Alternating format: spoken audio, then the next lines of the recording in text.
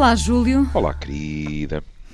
Neste fim de semana resolvemos pegar numa crónica de José Pacheco Pereira com este título muito apelativo para nós, e imagino que para muita gente, Ascensão e Queda da Privacidade. Não é do Império Romano? É da privacidade. Podia ser. Podia ser. Com esta ideia de que a privacidade já foi quase um privilégio, não é? Já foi quase um luxo. E hoje, como dizia Pacheco Pereira, como escrevia, hoje tudo isto está a andar para trás. A privacidade, as suas condições e o seu valor estão a ser seriamente postos em causa. Somos nós, não é? Somos nós. Pronto, eu vou desde já pedir desculpa ao Dr. Pacheco Pereira, mas para mim é muito difícil, durante 45 minutos, chamar-lhe Dr. Pacheco Pereira. E, portanto, vou chamar-lhe José Álvaro e é assim muito mais simples, não é? Porque, para quem nunca me ouviu dizê-lo, eu conheço o Dr. Pacheco Pereira desde os 4 anos ou 5 anos de idade e, portanto, claro, é difícil, não é? Mas é muito curioso que eu mal comecei a ler o artigo. A Inês poderá dizer, mas o que é que não o reenvia para os seus castelos do Languedoc, não é? Mas isto foi imediato, porque a questão da privacidade, muitas pessoas podem ter ideias erradas. Por exemplo, quando eu visitava, não só os do Languedoc, mas pronto, esses são os que eu conheço melhor, quando eu visitava, e em breve visitarei outra vez, os castelos do Languedoc, é realmente para alguém do século XX, e eu por acaso cheguei também ao XXI, não é? Mas sou basicamente um homem do século XX. Uma pessoa fica um bocadinho assustada porque aqueles castelos foram habitados por la crème de la crème, pela aristocracia. Foi naqueles castelos que os trovadores tocaram e cantaram. E louvaram o charme da mulher, no fundo, do seu senhor, que podia pejá-los, digamos assim, de privilégios. Lá está, foram lugares privilegiados também, não é? Também. Mas nós temos muita noção de que, bom, mas, e aliás, é dito no artigo, já veremos, não é? Mas as classes mais desfavorecidas, as classes populares, não tiveram o mesmo acesso à privacidade que as classes mais favorecidas. Mas, e é por isso que o artigo começa dizendo, demorou mais de 200 anos para uma parte importante da população conquistar não só a liberdade, tal por aí fora, porque nessa altura a Inês chega a uma divisão em ruínas de um dos castelos e sabe que ali dormia o senhor do castelo, a dama, mais as damas, as aias da senhora, mais os cães, etc. Portanto, nós temos uma ideia... Ainda pode estar lá a escova que escovava os cabelos da senhora, não é? Eventualmente. Nós temos uma ideia errada em relação a isto da privacidade, não é? Que foi sempre como nós entendemos hoje em dia. Não é verdade. Como, aliás, a família também não foi. Aquilo a que nós chamamos família é, sistematicamente, o que é? É a família nuclear burguesa do século XIX. Mas até aí era muito mais vulgar o quê? Era muito mais vulgar o agregado familiar multigeracional, em que estavam netos, filhos, pais, todos juntos. E então, obviamente, mais nas propriedades rurais, nas camadas da população em que toda a gente ajudava no negócio familiar, etc. Mas é verdade que depois o que é que vai acontecer?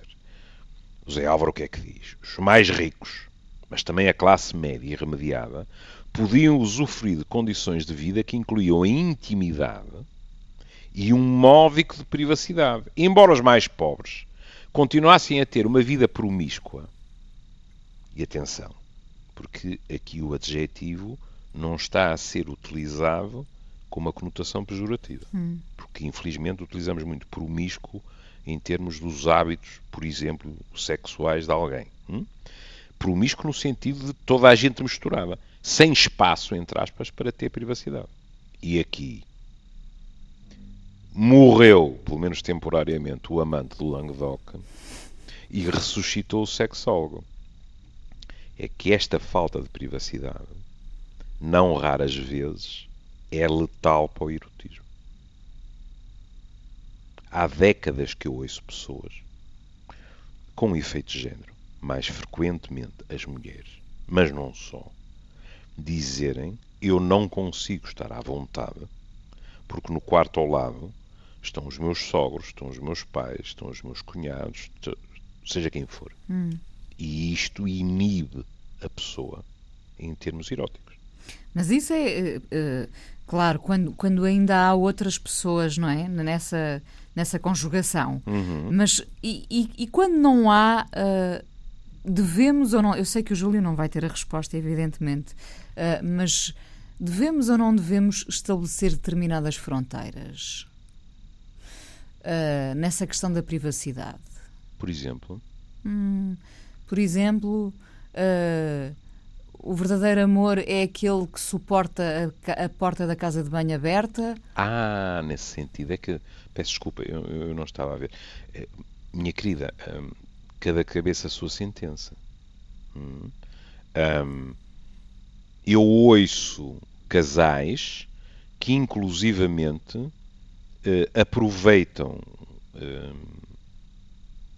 o quarto de banho e a utilização comum que fazem do quarto de banho para conversar sobre questões familiares, sei lá, organizar o dia, etc. E que, portanto, partilham o quarto de banho sem nenhum problema.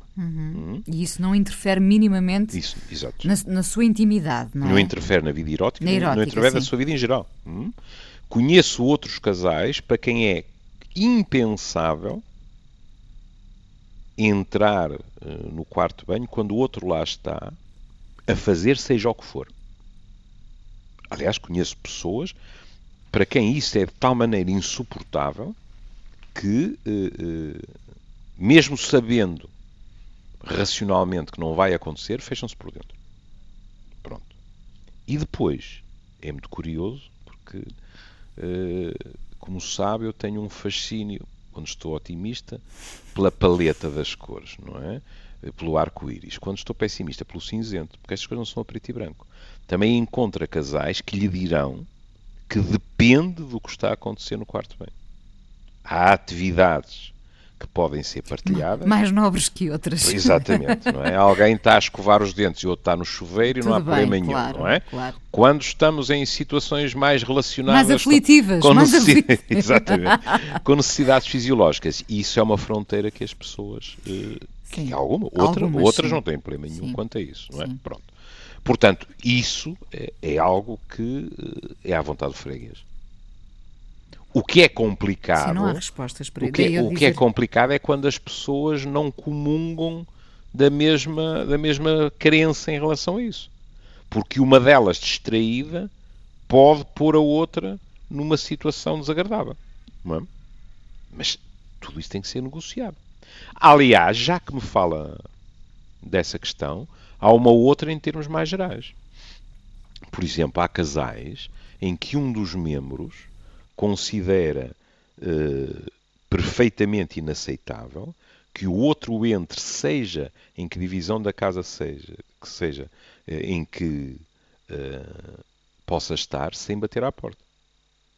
Enquanto para outras pessoas isso é normalíssimo. A pessoa está ali, abre a porta e ponto final. O que também dá para refletirmos um bocadinho, que é hoje em dia então, com esta quantidade de gadgets e com o rasto informático que nós deixamos, não é? Esta coisa às vezes de anunciarmos a nossa chegada também tem a ver com todo este mundo onde estamos em várias frentes. Bem, querida, deixe-me ser cínico. O Júlio estava o povo costuma dizer o que os olhos não veem, o coração não sente. E com todos os gadgets que nós temos, às vezes é capaz de ser mais cauteloso bater à porta para não surpreendermos coisas no ecrã que não gostaríamos de ver. Isso é verdade.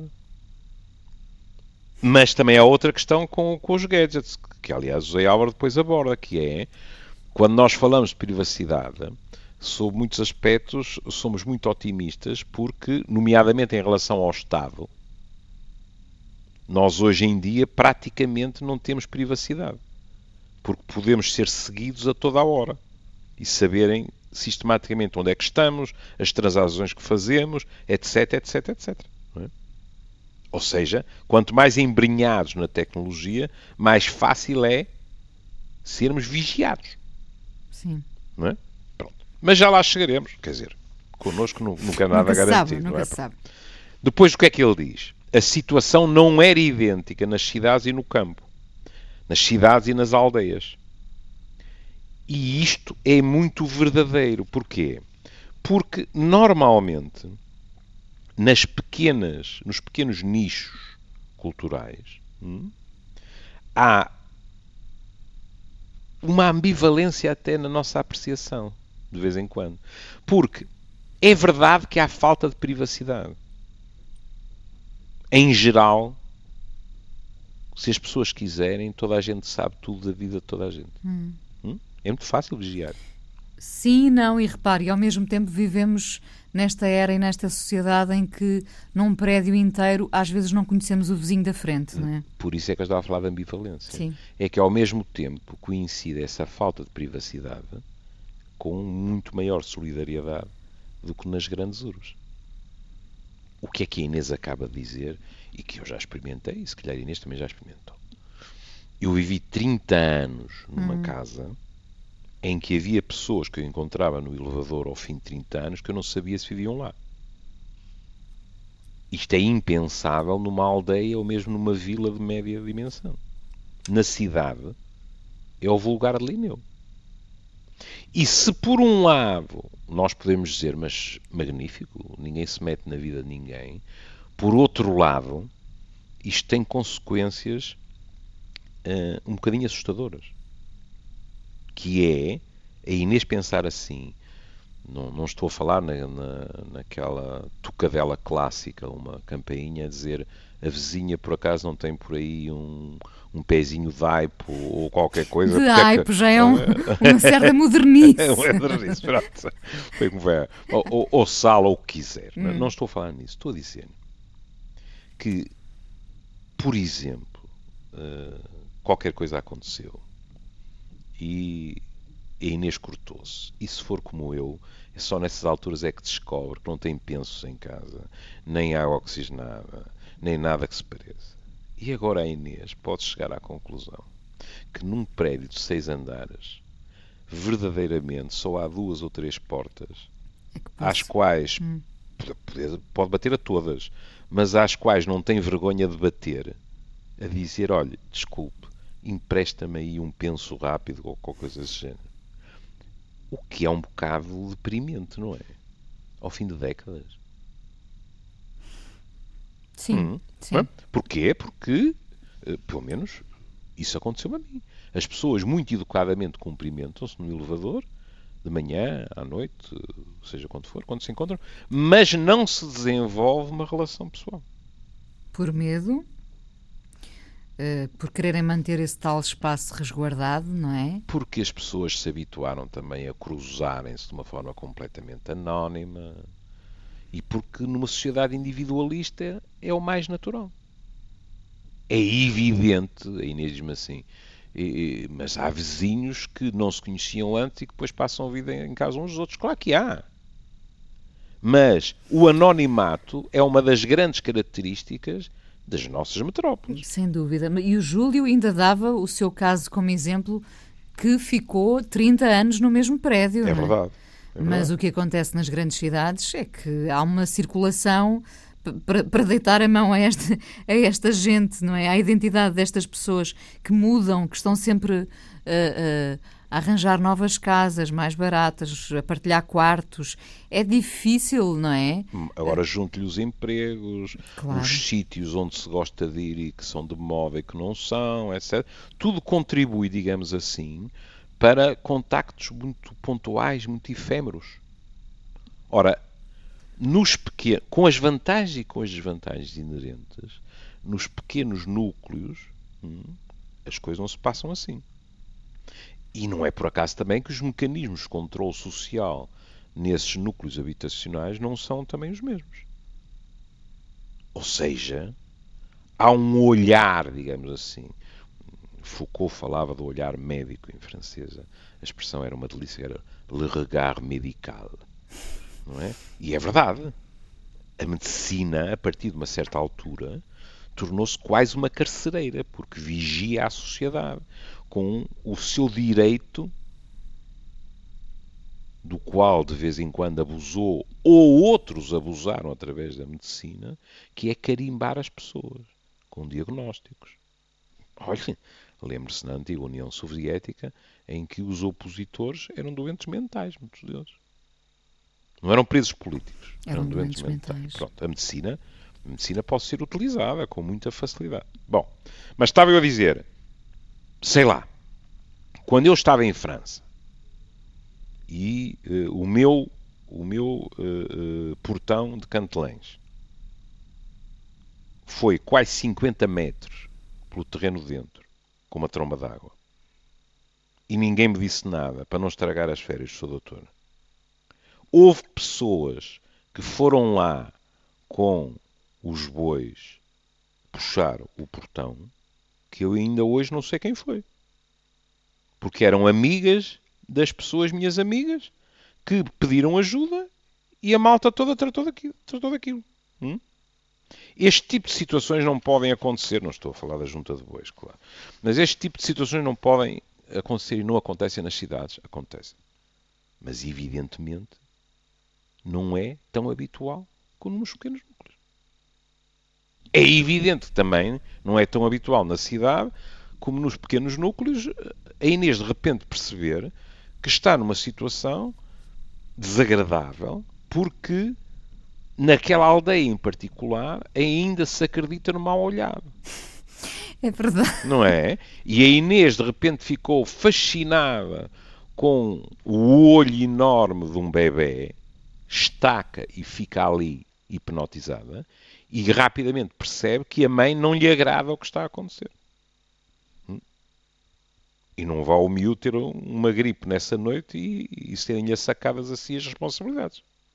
Portanto, como as moedas, há duas faces. E também não esquecer nesta coisa da privacidade e espaços mais públicos, o efeito de género. As mulheres viram-se sempre mais confinadas aos espaços privados, não por vontade sua, mas por imposição cultural.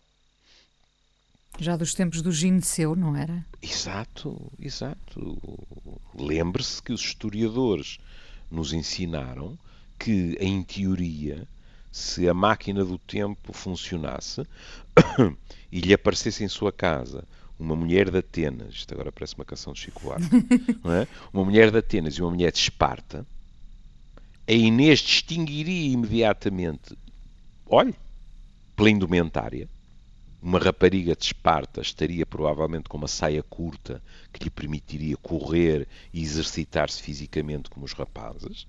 Não pelos direitos dela, mas porque era preciso que tivesse uma ótima saúde para dar filhos a Esparta, também de boa saúde, e encontraria uma mulher de Atenas muito mais coberta e de tez muito mais branca, porque praticamente não andava ao ar livre. Isso sim, a coisa da educação espartana parece um contrassenso também, não é? A educação espartana, curiosamente, a esse nível do espaço público, tinha vantagens para as mulheres. Pelo lado da saúde? Exato, não por se lhes reconhecer os mesmos direitos, digamos assim, mas porque elas é que iam dar os... É bom não esquecer que Esparta, de certa forma, foi a primeira sociedade guerreira por definição. Se a memória não me atraiçoa, e ela fala cada vez mais a miúdo, sendo o homem, a Inês saía do exército em Esparta aos 60 anos, ou alguma coisa assim. Quando havia casamentos, depois o noivo, a maior parte do tempo, dormia com os seus camaradas se quiser, entre aspas, nas casernas do tempo, e não com a sua própria mulher. Os rapazinhos eram retirados às mulheres muito jovens com o receio que eles amolecessem, digamos assim, não é? O que, aliás, não, de maneira nenhuma aconteceu só aí. Há sociedades africanas em que é exatamente a mesma coisa, no Pacífico, etc. Aliás, que traduz uma coisa muito curiosa, que é este medo que atravessou os tempos que os homens têm das mulheres. E que, na minha opinião, sob muitas formas, é uma das razões para elas terem sido tão maltratadas. Ou seja, o receio gera a agressividade. É preciso ter-lhes o pé no pescoço. O receio, senão... no fundo, de eles próprios ficarem mais vulneráveis. Nem mais. Nem mais. Foi sempre disso que os homens fugiram, no fundo? Não estou a dizer só disso. Não é? Estou a dizer que, em muitas situações, a Inês, lendo os escritos, analisando os rituais, etc., é impossível não ficar com a sensação que, entre outras motivações, que é para não ser exagerado, há um medo supersticioso da mulher. Chama-lhe a atenção que a nossa tradição judaico-cristã baseia-se num mito fundador em que nós tramámos-nos todos por causa de uma mulher. Se não fosse Eva, nós estávamos todos ainda no paraíso. Já reparou nisso? Bom, não sei como é que só com Adão multiplicado haveria outros homens. Mas... Não, querida, estou a falar do pecado original. Do pecado, sim, eu sei. Ela tentou e ele cedeu. Se ela não o tivesse feito, teriam continuado no paraíso e não haveria problema. Só que a vida ia ser uma seca, não é, Júlia? Isso aí já é subjetivo. Mesmo no paraíso a vida podia ser aborrecida. Eu também tenho tendência a desconfiar um bocado do paraíso. Mas, de qualquer forma... E depois uma pessoa diz assim, pois a tradição judaico-cristã, injustiça absoluta. Então e a caixa de Pandora? A caixa de Pandora não é a caixa de Pandoro. Também era uma mulher. Também. E também ela meteu os gregos em complicações. Não é? E os romanos também tinham a sua Laís que tinha traído a cidade.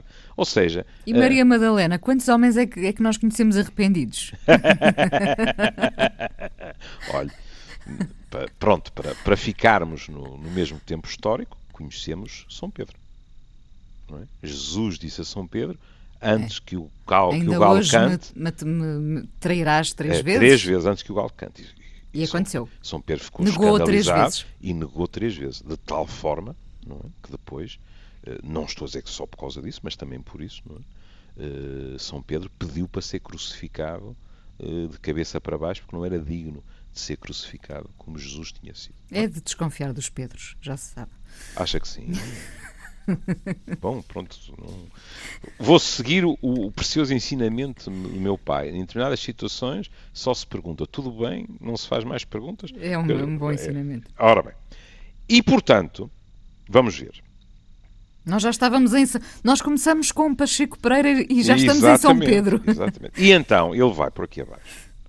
E, por exemplo, uma frase que eu sublinhei.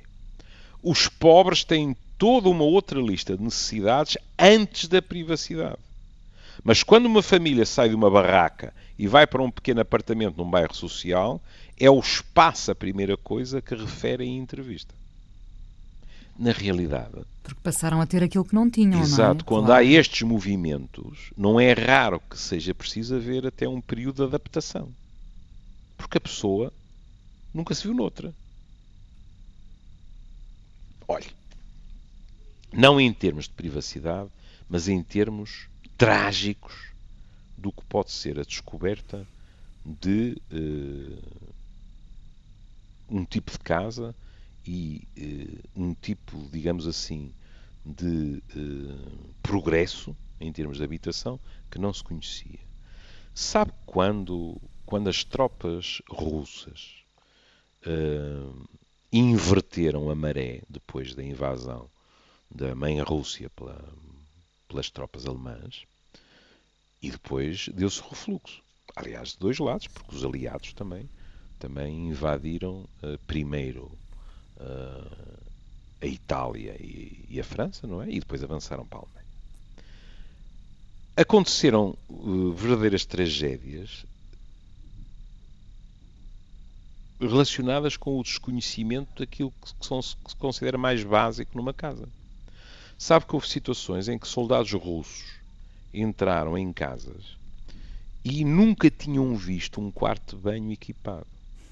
Nunca tinham visto uma sanita com autocolismo.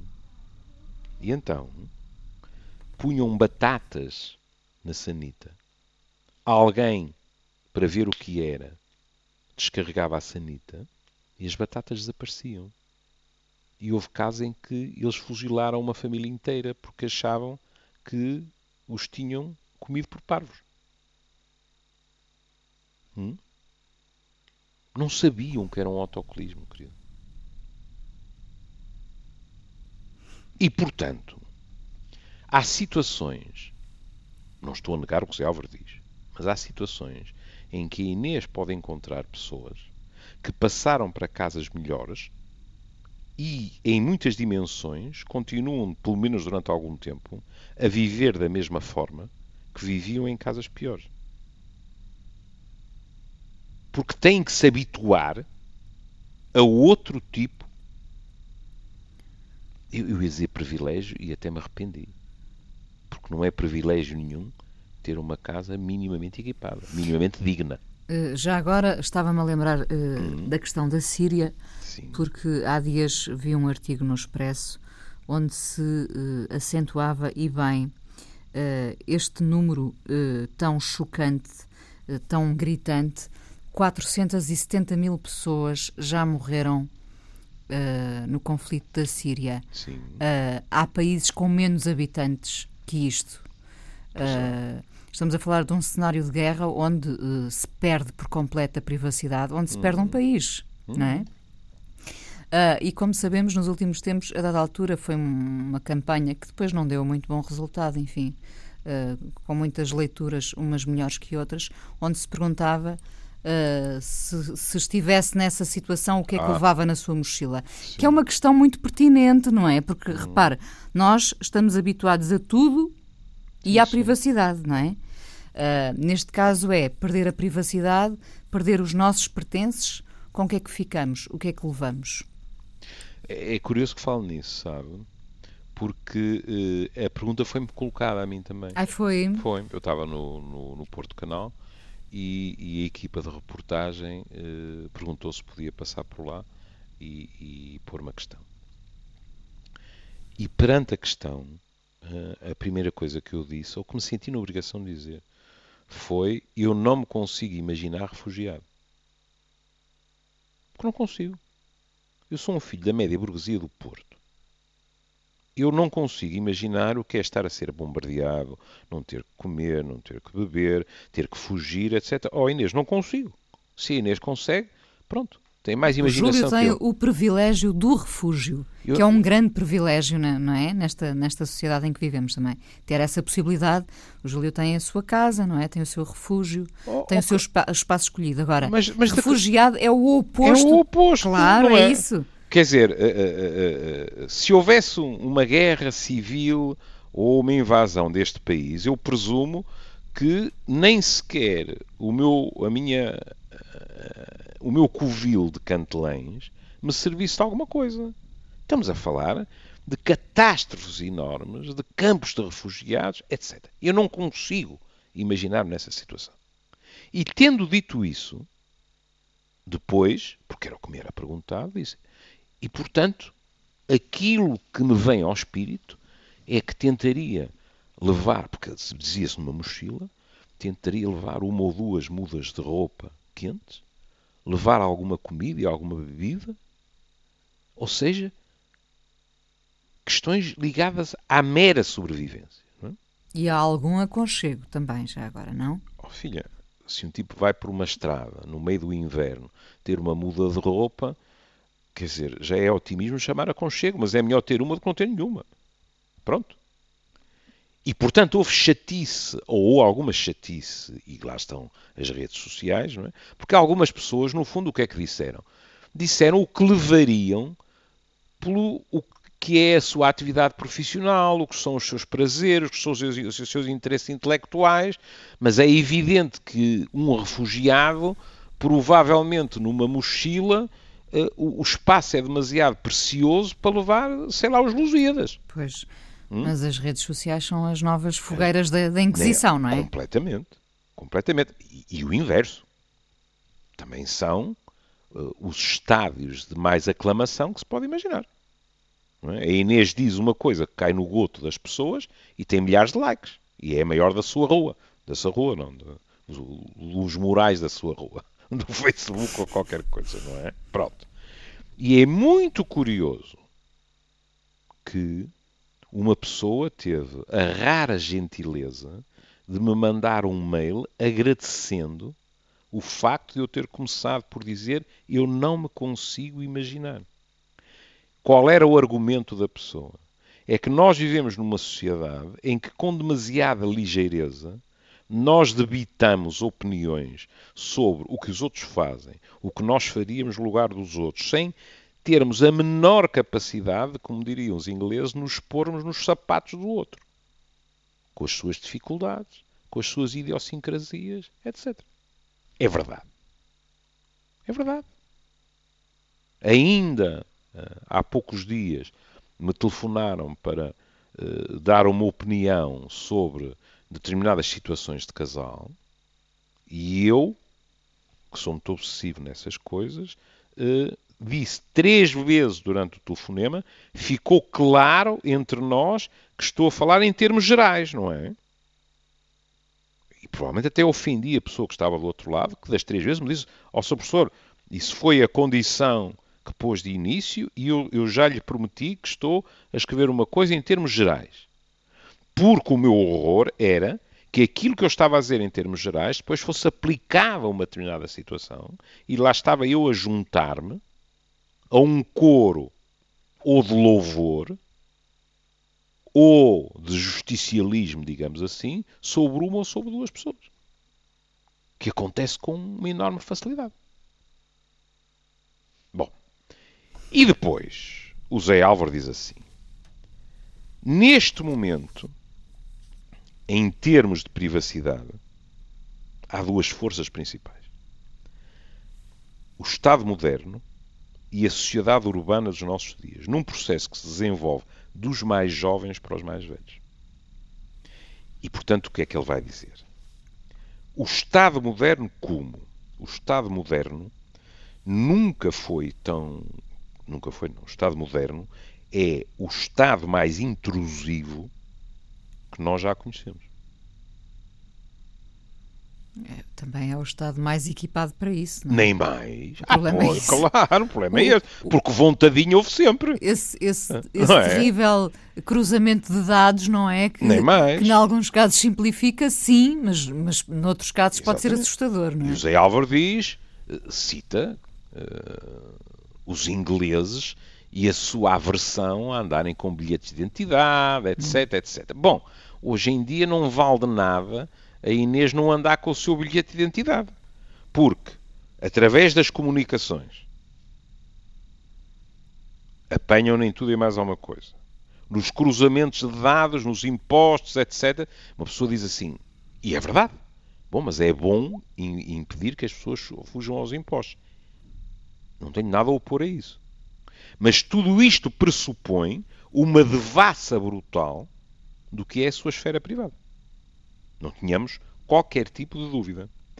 E, inclusivamente, hoje em dia, com um alibi quase irresistível, que é o medo. Que é garantirem-nos mais segurança.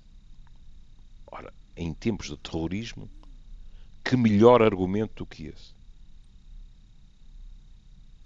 E, no entanto... Porque é muito curioso também...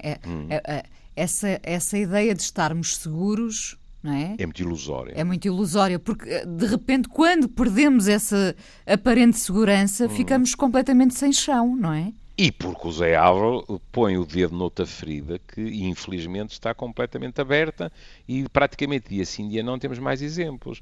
É que este tipo de vigilância tecnológica é muito pouco eficaz perante, sobretudo, o terrorismo artesanal a que temos vindo a assistir. Que é, de repente, alguém, ou por questões psicológicas, ou porque verdadeiramente aderiu a determinadas crenças, ou porque, se lhe, perdoa o plebeísmo, lhe salta a tampa, alguém vai atacar de formas que muito dificilmente podem ser prevenidas quando o Estado está a investir cada vez mais em mecanismos de vigilância, ou de contra-terrorismo, se quiser, quais exclusivamente baseados na tecnologia. E o Zé Álvaro diz, sob muitos aspectos, para determinado tipo de ameaças, é muito mais eficaz as velhas formas de contra-espionagem humana, baseados no infiltrado, na pessoa que, em determinadas comunidades problemáticas, também tem informadores, etc., do que as questões dos telemóveis ou dos satélites lá de cima, etc. Isto é verdade.